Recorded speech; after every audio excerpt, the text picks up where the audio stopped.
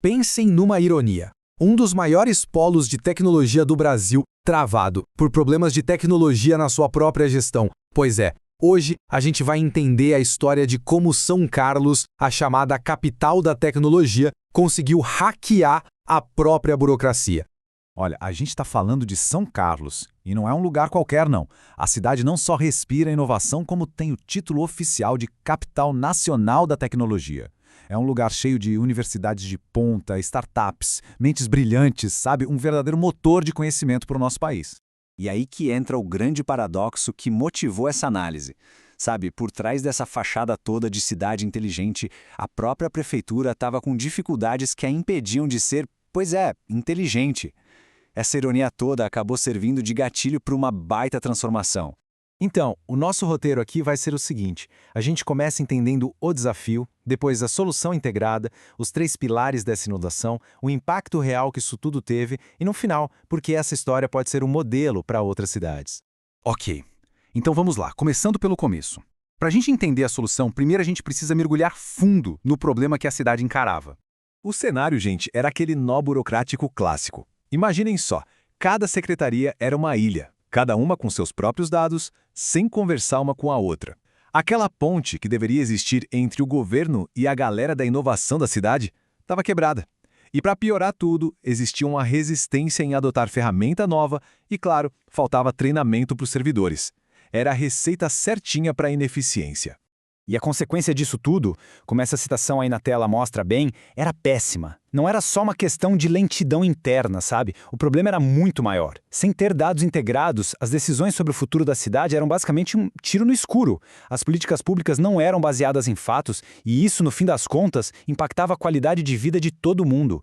Bem, diante desse problemão todo, a cidade não ficou só tapando buraco com soluções pequenas. Pelo contrário, eles desenvolveram uma resposta estratégica, unificada. E foi aí, exatamente aí, o grande ponto de virada. E a ideia central foi, na verdade, brilhante pela simplicidade. O que eles fizeram? Criaram um sistema para finalmente conectar 3 pontos que estavam totalmente soltos. A inovação que já fervilhava na cidade, a montanha de dados que eles tinham e o mais importante de tudo, as pessoas. Tá, mas como é que eles fizeram isso na prática? Bom, a estratégia foi construída em cima de uma base bem clara, bem sólida, que foi dividida em 3 pilares fundamentais. Esses foram os 3 grandes motores da virada. Primeiro, inteligência territorial, para organizar a casa. Segundo, inovação aberta, para trazer gente de fora com soluções novas. E terceiro, capacitação em dados e IA, para garantir que todo mundo acompanhasse essa mudança. Vamos dar uma olhada em cada um deles. O primeiro pilar foi direto na ferida, o problema dos dados espalhados. Eles criaram o MASC, que é o Mapa do Ecossistema de São Carlos. Dá para pensar nele como uma espécie de Google Maps da inovação da cidade. Ele juntou todas as informações que antes estavam perdidas por aí e criou uma visão completa, sabe? Estratégica.